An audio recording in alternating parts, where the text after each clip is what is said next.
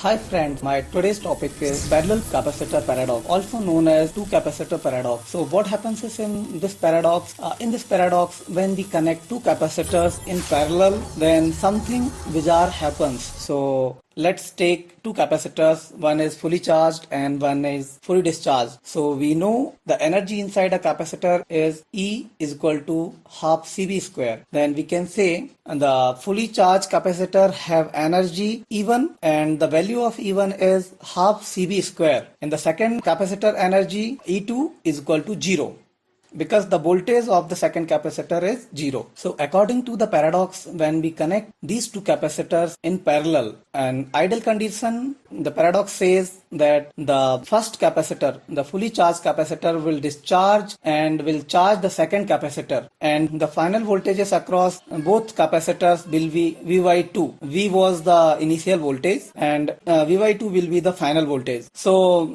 further you can see the E1 is the energy stored in the capacitor 1 and E2 is energy stored in capacitor 2 after connecting in the parallel, right? So E1 is equal to half C V/2 ka square and E2 will be half C V/2 ka square, right? And the total energy E is equal to E1 plus E2.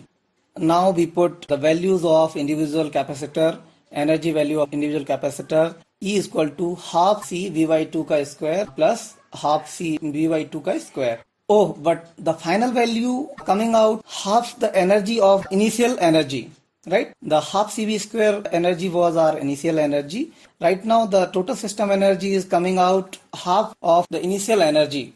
This is a very, you can say, unusual thing because it is not holding energy conservation law. The energy should be the same what we have seen in the initial state when we have not connected our capacitors. In these conditions, it is not holding the energy conservation law. So where the energy has gone? Here one solution I am proposing, that is geometrical calculation based solution. So we will take a geometry. Here you can see in the slide. So this kind of geometry we will take. Here the angle between the base and height is 90 degrees. So consider the analogy. The base is equal to voltage and height is also equal to voltage, and width of the tank is equal to capacitance. So what I am claiming is that the volume of the geometry, volume of the tank will be equal to the energy stored in a capacitor, and the voltage will satisfy all the values, all the height, you can say, of the tank. Let's take one example. So here is one capacitor.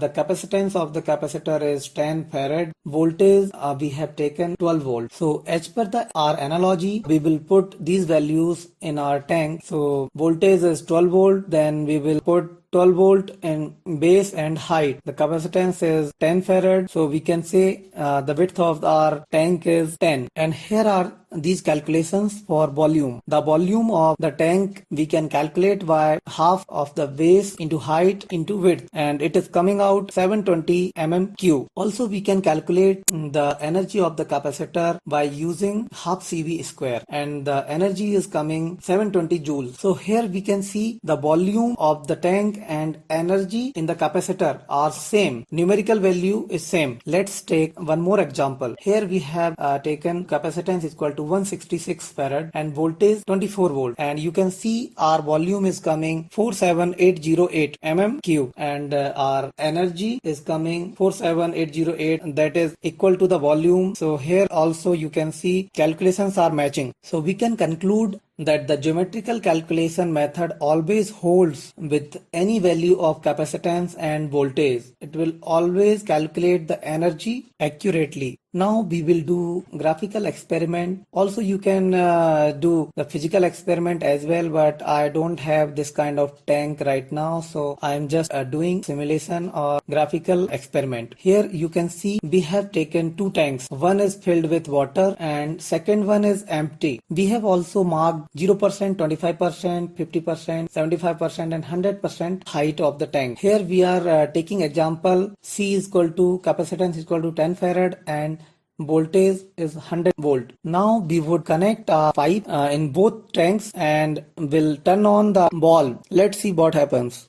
Here you can see the water is coming from filled tank in the empty tank, and level of the empty tank is rising and level of the filled tank is decreasing. We know that at some point the level would be same. Okay, now it settled down, and we can see that the level of the water is at approx 70% height of the tank. Conclusion: the identical capacitors where one capacitor is fully charged and one is fully discharged never equalize at half voltage when connected in parallel. They will equalize at approx 70 volt or below the 70 volt. In actual condition, it will equalize at below 70% because there must be some losses, there must be electromagnetic radiation, there must be spark, and also we can't assume that this capacitor is an idle capacitor because all the capacitors has ESR and the power will be dissipated in the form of heat.